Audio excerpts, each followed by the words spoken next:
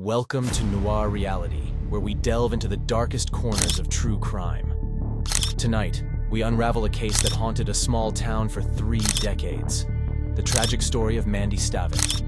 This tale of loss, perseverance, and long-awaited justice will show you that even the coldest cases can be solved when a community refuses to forget. In the quiet town of Acme, Washington, where everyone knew their neighbors and life moved at a leisurely pace, November 24, 1989, began like any other day. Mandy Stavik, a vibrant 18-year-old freshman home from Central Washington University for Thanksgiving break, laced up her running shoes for her usual jog. Little did anyone know, this routine run would lead to a mystery that would take 30 years to solve. At 1:50 p.m., accompanied by the family's German shepherd, Kira, Mandy set out along her familiar route on Strand Road near the Nooksack River. Hours passed, and Kira returned home alone.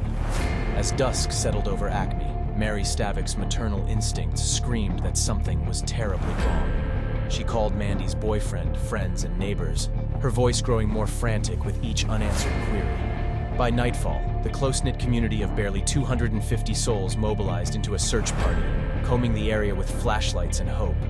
For 3 agonizing days, Acme held its breath. Then, on November 27th, the search came to a heartbreaking end.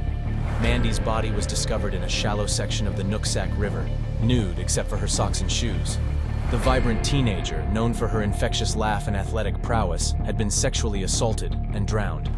Detective Ron Peterson of the Whatcom County Sheriff's Office led the initial investigation. As he carefully lifted Mandy's body from the water, he whispered, "I got you," a poignant moment that would haunt him for years to come. Peterson, a father himself, noticed scratches on Mandy's body, painting a grim picture of her final moments, a desperate attempt to escape through the area's ubiquitous raspberry bushes. The year was 1989, and DNA evidence was still in its infancy in criminal investigations. However, Peterson had recently received FBI training on DNA collection techniques. With meticulous care, he gathered biological evidence from Mandy's body, hoping it might one day lead to her killer. In those early days, leads were scarce but pursued vigorously. A delivery truck had been spotted in the area, and a composite sketch was made of a suspicious man seen near Mandy's last known location. Over 30 local men voluntarily provided DNA samples, but none matched the evidence from the crime scene. Mandy's boyfriend Rick underwent intense questioning, but was quickly ruled out as a suspect.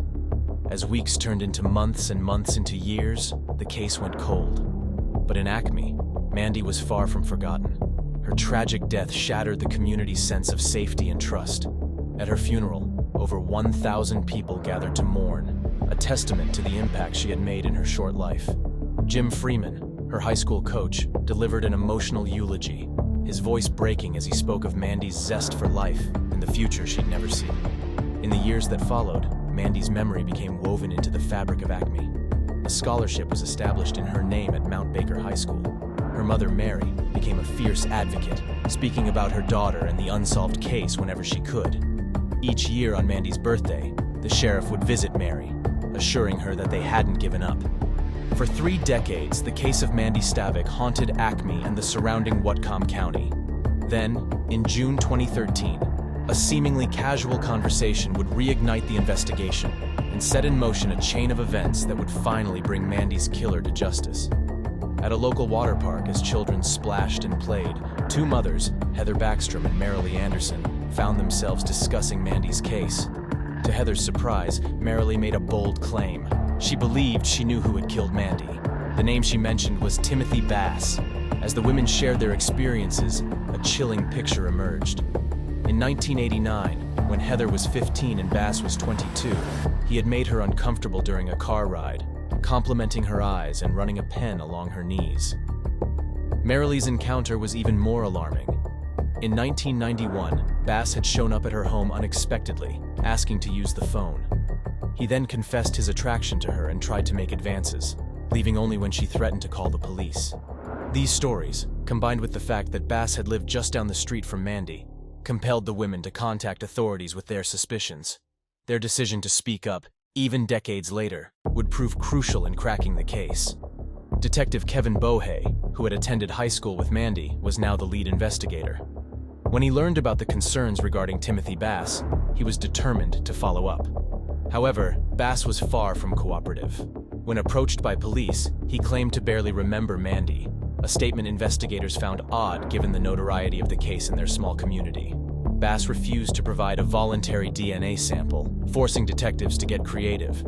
They reached out to Bass's employer, a commercial bakery where he worked as a delivery driver. While the company wouldn't allow access to Bass's information without a warrant, his manager Kim Wagner was eager to help. Wagner told detectives she found Bass weird, and that he seemed to have little respect for women. She offered to secretly obtain an item with Bass's DNA if the opportunity arose. For months, Wagner watched Bass closely at work. Her chance finally came when the office got a new water cooler. She saw Bass drink from a disposable cup and throw it away. Heart pounding, Wagner retrieved the cup from the trash, along with a Coke can Bass had used. She carefully placed these items in a paper bag and delivered them to detectives, potentially providing the break they had waited decades for. When the DNA from the cup was tested, investigators finally got the answer they had sought for 28 years. It was a match to the DNA found on Mandy Stavik's body. On December 12, 2017, Timothy Bass was arrested in the bakery parking lot. As Detective Bohe handcuffed him, he informed the 50-year-old Bass he was under arrest for Mandy's murder. Later that day, on what would have been Mandy's 46th birthday, Sheriff Bill Elfo knocked on Mary Stavik's door. "We've got him," he told her simply. After nearly 3 decades of anguish, Mary finally had an answer. As the case against Timothy Bass progressed, more damning evidence came to light. His ex-wife Gina Malone testified that she had overheard Bass asking his mother to lie for him by implicating his deceased father in the murder. Bass's brother Tom also took the stand, revealing that Tim had asked him to corroborate a false story about having slept with Mandy to explain the DNA evidence. Tom agonized over testifying against his brother, but felt compelled to tell the truth. The trial began in April 2019. Prosecutor David McEachran, who had worked the case since 1989, came out of retirement to see it through. Now in his 70s, McEachran was determined to finally bring justice for Mandy. The prosecution's case seemed straightforward. Bass's DNA was found inside Mandy's body, proving he had contact with her. They argued this DNA evidence, combined with Bass's suspicious behavior and lies over the years, clearly pointed to his guilt. The defense, however, presented a shocking alternative theory.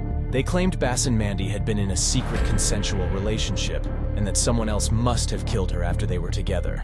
They highlighted the lack of witnesses who saw Bass and Mandy together, suggesting reasonable doubt remained. For 9 days, the courtroom was thick with tension as evidence was presented and witnesses testified. The jury listened intently, weighing each piece of information. After more than 24 hours of deliberation, they reached their verdict. Timothy Forrest Bass was found guilty of first-degree murder, first-degree kidnapping, and first-degree rape. On July 2, 2019, Timothy Bass was sentenced to 320 months in prison, nearly 27 years. While it wasn't a life sentence, at age 51, it ensured Bass would spend most of his remaining years behind bars. In court, Bass continued to proclaim his innocence, but the judge was unmoved. He told Bass, "The web of lies you created ensnared your family members and others." For Mary Stavik and her family, the conviction and sentencing provided long-awaited closure. While it couldn't bring Mandy back, they finally had answers and knew her killer would pay for his crimes. The community of Acme could also begin to heal. The shadow that had hung over them for 30 years was lifted. The resolution of Mandy Stavik's case after 3 decades demonstrates both the power of persistent investigation and the importance of community involvement in solving crimes. If not for the conversation between 2 mothers at a water park, Timothy Bass may have never become a suspect. Their willingness to come forward with their suspicions, even years later, proved crucial. Equally important was Kim Wagner's determination to help investigators obtain Bass's DNA, providing the key piece of evidence that cracked the case. Advances in DNA technology were also vital. The careful evidence collection by Detective Peterson in 1989, when DNA was rarely used in investigations, preserved the genetic material that would ultimately convict Mandy's killer 30 years later. For the Stavik family, justice long delayed was still justice served. Mary Stavik never gave up hope that her daughter's killer would be found. Her persistence in keeping Mandy's memory alive ensured the case was not forgotten. Mandy's legacy lives on through the scholarship in her name and the impact her story has had on the community. Her case serves as a reminder that even decades-old cold cases can be solved with dedication, advances in forensic science, and the courage of individuals to speak up. As Acme slowly returns to normalcy, the memory of Mandy Stavik remains. She is remembered not for her tragic end, but for the vibrant life she lived and the positive change her story has inspired. While nothing can undo the tragedy of Mandy's death, the resolution of her case brings a measure of peace to those who loved her and the community forever changed by her loss.